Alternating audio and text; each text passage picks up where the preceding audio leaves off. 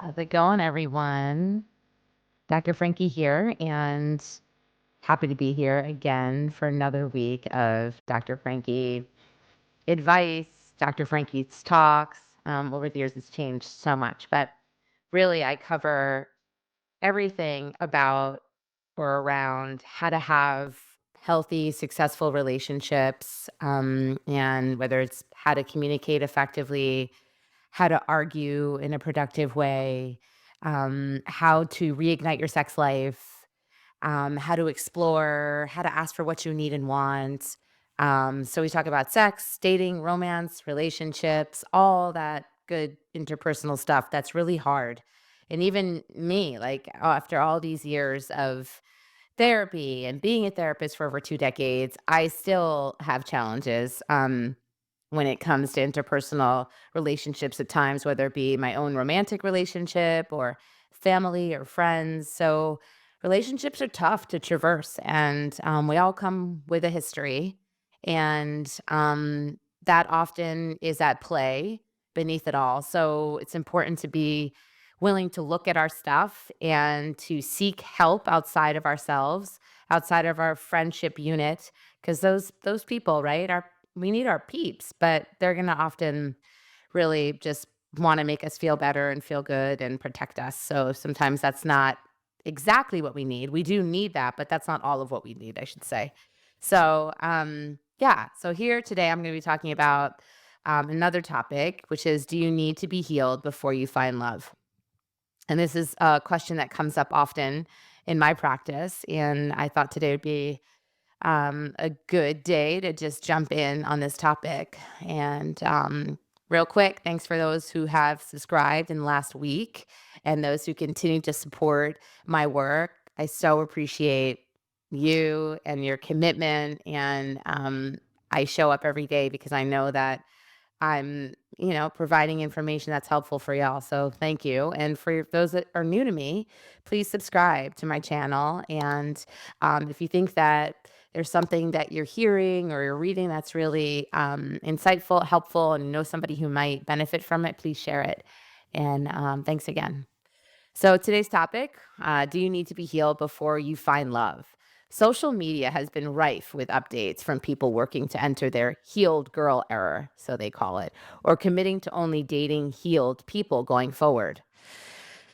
That's interesting because healing is a process, right? And it doesn't happen in a finite period of time. It's an ongoing evolution. But, TikTok and Instagram knows it best, right? I'm being totally facetious, sarcastic.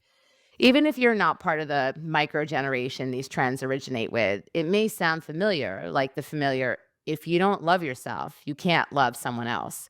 This sentiment resonates powerfully with a common desire to fix ourselves, as if entering some kind of emotional, psychological boot camp that will mean we're ready for the relationship we're really wanting. But is this realistic or even desirable? What does it mean to be healed exactly? If you've struggled with anything that tends to make people feel like there's something wrong with them that needs to be fixed, mental illness, trauma, lasting impacts of purity culture, baggage from previous toxic relationships, you may have found it's easy to fall into black and white thinking about how damaged you are relative to basically everyone else. Other people have an easy time in relationships with themselves and others, we assume. They cruise through life's difficulties with equanimity and bounce back from setbacks with resilience and such ease. Really? But do they? Their family relationships are basically fulfilling and marked only by minor friction. Their lives thus far have been more or less kind, and to the degree that they haven't, they've transcended those experiences with grace and are no longer impacted by them in any meaningful way. We imagine ourselves, on the other hand, to be uniquely flawed and struggling. Our challenges feel shameful and indicative of fundamental shortcomings as people. It's hard to imagine that anyone could be accepting or even nonplussed by our issues, needs, or baggage. If we're disabled or chronically ill, we may imagine that we need to be healthy or healthier before we qualify for a relationship, a state that's out of reach for many people.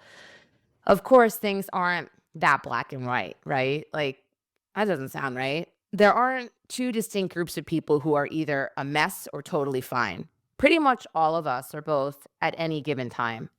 The magically well person we imagine as our counterpart doesn't actually exist. There's virtually no one who hasn't been shaped in a major way by difficulty, pain, illness, or trauma. In fact, we've all had traumas to varying degrees. And while there are many ways to move through difficult experiences to recover and grow from them, they've never really gone. We're always shaped by what we've lived through. There isn't a final, singular end stage where any of us are actually fixed and perfectly positioned for life, especially since life keeps happening to us in the meantime. Trying to wait till you've reached the point of finally being healed to really pursue connection may mean you're waiting for the rest of your life. We're harmed in connection and heal in connection. I want you to really hear that. We're harmed in connection and heal in connection. Especially when we feel hurt or damaged by an intimate relationship of some kind, a partner, a parent, a close friend, it's normal to feel the instinct to isolate and lick our wounds somewhat privately. This is totally appropriate up to a point. But sometimes this can evolve into an urge to stay isolated or avoid important relationships until you've somehow made yourself invulnerable to experiencing harm again, which is a problem as that's not a realistic goal. It's also ultimately counterproductive. Not only is it not realistic to fix ourselves completely before getting back out there, but it's actually isn't possible to heal relational wounds in isolation.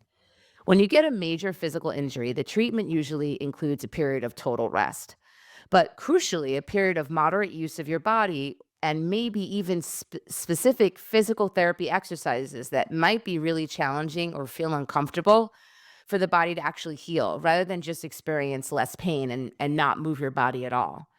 Similarly, we need to actually use our injured relational muscles in connection with other people for them to get better. The corrective for relationships with other people that turned out to be harmful isn't isolation, but healthy relationships that can help overwrite some of the experiences we've had.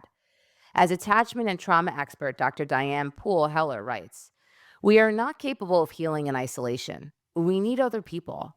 We are hurt in relationship and we heal in relationship. Our brain and nervous system are not isolated, but interconnected and social. At our core, we are social beings who regulate through connection with others. Being comfortable in your own skin and having tools that help you relax is a really big deal, but learning how to feel safe with others is revolutionary. Dating while working on yourself. If you aren't supposed to wall yourself away from human connection while working on your baggage, how are you supposed to date or relate to people in a healthy way, even knowing that you're a work in progress?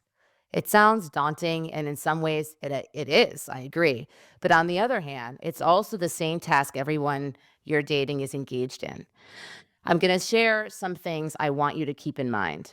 There are advantages to being transparently a little messy in relationships. It may mean you end up in a more authentic relationship as a result. You can name and explain anything coming up for you to your date or partner without obligating them to fix it or manage it for you.